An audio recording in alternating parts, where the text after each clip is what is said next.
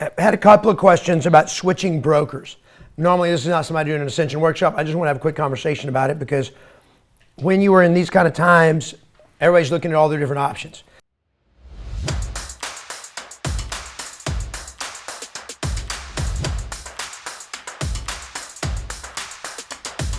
So my first thing about changing brokers does not solve your problems.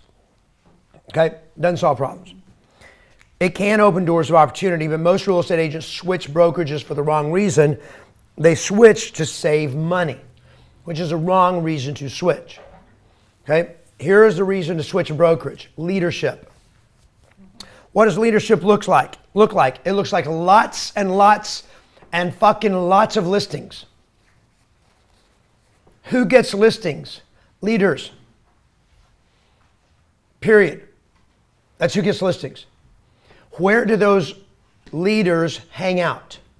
In a brokerage that has a leader that has their back. Okay, so how do you find a leader? They have a lot of listings. That's an agent leader because they know how to lead people to a decision. Okay, and they go to a brokerage or they stay at a brokerage, and most of them stay at a brokerage. Listing agents very rarely move companies. Why? Because the few that have made those moves discovered it was the stupidest mistake they ever did, me included. I took 90 plus listings in 1 year. The next year I moved to 100% company to save money, and I did not have near the support, backside support. I did not have near the support at any level, and my business went backwards, even though I went from having a very small office that stuffed 3 people into it to having a 4-suite, an office that had a big reception area. So my receptionist had her own, my buyer's agent had her very own private office, and I had a suite that was my own, that I had in it, a couch, a lazy boy, a prospecting station, a separate desk. I mean, I was like high on the hog, but it did not make me more money. So what you look for is leadership. Leadership shows up by production. Producers are leaders, and producers gather around leaders. So when you find a place that has a lot of top producing agents that have been there for a long time, now you got a good company. Okay? So that's what I look for. Leadership, and the other thing is leadership. Okay? Splits are negotiable. Okay? They're just negotiable. There's too much competition out there, and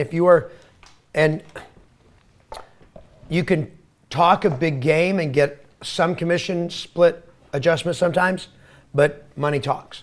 So production talks.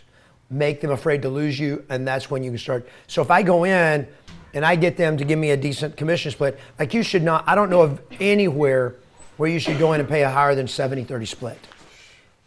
Okay? Now you can. I mean, you can go into places where there's still 50-50.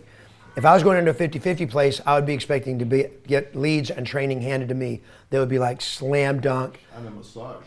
And a massage would be thrown in for 50-50 for sure. Every deal you get a free massage. But if I owned my own brokerage, I would very likely be 50-50. Why? Because I would give a level of support and training that you would not get anywhere else. And I would generate seller leads. And you'd have to go through training and be proficient before you got them. And if you didn't get proficient and didn't do it in 60 days, then your ass would be out the door. I love you, fuck you very much. Go out and work with amateurs. I would train only pros. So this is how I'd make the game. This is how I'd play the game. But those are very few and far between, that kind of brokerage. And so that's how I would look at it. Where do the top producing agents get attracted, and where do they stay? Okay, so in good times, like right now, where a lot of top producing agents are in, if they're in certain brokerages, I don't know if that's where they're going to stay. A year from now, you'll know where they're going to stay. But I'd be looking at those kind of brokerages. So you mentioned Caldwell Banker. Jose Contreras is in Caldwell Banker. That Caldwell Banker is full of a lot of top producers. But I've been in markets where Caldwell Banker didn't have the top producers. So it's like, well, what about Caldwell Banker? Well, Caldwell Banker's a big brand. I care about the local brokerage and leadership in the team in that office. Okay, that's what matters the most. Okay, does that help you? Does that help you, Sally? Okay? Does that help anybody else out there? And if you think, say, switching brokerage is going to solve your problems, it's not. Doing what I say is going to solve your problems. And that's just the truth. Okay, well, just diving into the work and the training is what's going to solve almost all of your problems. But one of the reasons why we're talking about switching brokerages is one of the primary lead generation strategies that's just a great way to pull business out of the woodworks is open house events. Not just an open house. If you're just doing open houses, forget about it. But an open house event gives you a reason to go knock doors, do direct mail. It's just an additional way where you do the open house event and you're going to pull in. It sucks out the people who are actually in the mind or thought of buying and selling. So it's just a way to accelerate that production. Okay? And it's a way to accelerate finding buyers and sellers who are ready to do something sooner rather than later. But again, sorry, this is too good. I have to finish it. Again,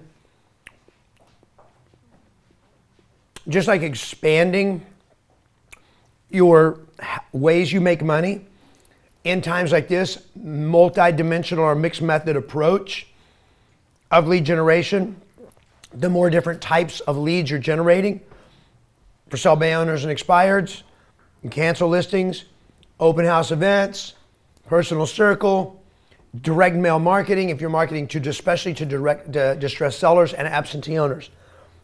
I think distressed sellers and absentee owners are a great place to be focusing on. If you're doing geographic farming, direct mail geographic farming, beyond those two niches of absentee owners and distressed sellers would be homes, big homes in nice neighborhoods that have been around for 10, 20 years, because those are going to be full of downsizers. And downsizers are selling. Okay? A lot of them right now are not. They're like, we're going to wait. But they're going to wait for a little while and go like, oh shit, now we're really fucked. And then they're going to sell. Okay? And they're the nice homes and bigger commission checks.